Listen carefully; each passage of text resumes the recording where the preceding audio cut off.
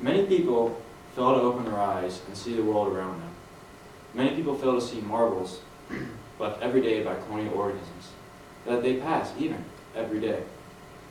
I'm a biology major at Mansfield University. I am currently in my third year of post-secondary education, and I have done research projects on ants, and as well I've researched into the other organisms I will be discussing today. Today I will be discussing pterobranchs, ants, and bees. I will start with the most basic and longest living of the colonial organisms, the pterobranch. Pterobranchs are described by Sato on page 1 as small marine invertebrates. They are mobile when they are larvae, and they are sedimentary as adults. They filter feed, and they can reproduce asexually. Some species are linked together through their tubes. As you can see, it looks like several of these tubes sprout. Some of these, that's how some species are linked together, and they reproduce asexually. I will now move on to a more renowned colonial organism, the ant. The ants are broken down into social classes: a queen, a male, and a worker or a soldier. A worker and a soldier are sometimes used interchangeably according to the species, but for a brief overview, we'll just say that they're basically the same. A queen doesn't run the hive. She is a female, and there may be one queen or several depending on the ant species. Worker ants are females that aren't going to be the queen, and tasks that they can do every day are enlarging the hive, foraging for food, and tending to the queen. Male ants are basically useless to the hive. All that they really do is reproduce with the queen. Worker ants will collect food, and one quote that is standing out to me is, "Army ants do not use individual scouts to locate food, as do most other ant species. Rather, they send out swarms of up to several 100,000 workers in masses to kill prey items and transport them back to their colonies." Brady, page 3.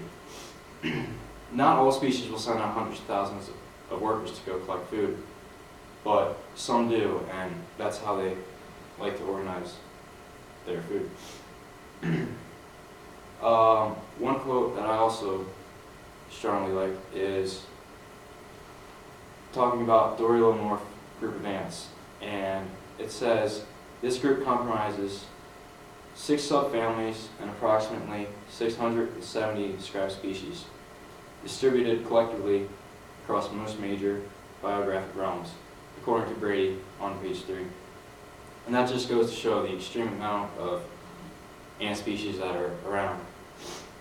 Ant hives have 4 chambers that are mainly important: the queen's chamber, where she resides most of her time; a resting area for hardworking ants to rest; a nursery where larvae are nursed; and food storage, where food is stored for the colony.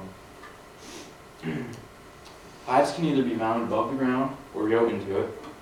Scientists will make castings, which are usually made out of molten aluminum, of the ant hive, some of which are large and encompass an entire person. Others are a little bit smaller. Now I'll begin to discuss a closer relative of the ant, the bee. Bees are broken into social classes: a queen, a worker, and a drone, which is also a male.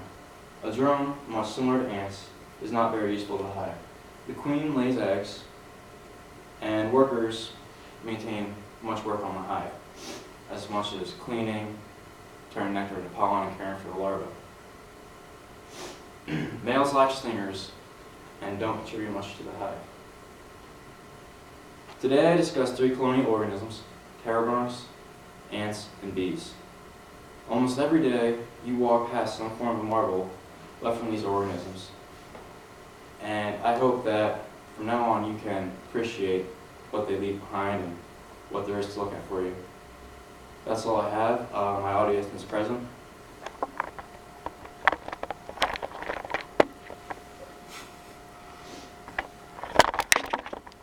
Good day.